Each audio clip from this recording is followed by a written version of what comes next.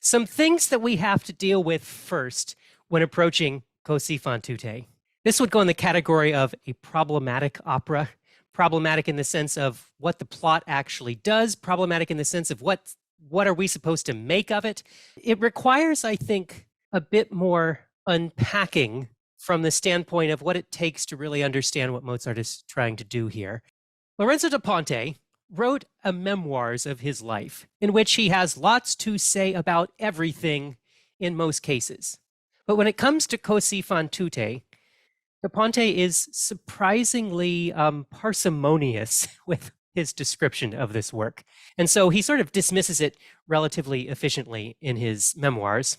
He is, I think, keen to point out that it is really part of a cohesive set of operas that he creates in collaboration with Mozart. So these three works being The Marriage of Figaro from 1786, Don Giovanni from 1787, and then the latest one written just a year before Mozart's death, Così fan tutte, premiered in early 1790.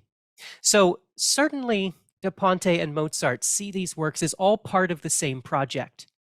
And despite the very different plots that we find in these three operas, it's clear that they in fact work pretty cohesively as an actual trilogy.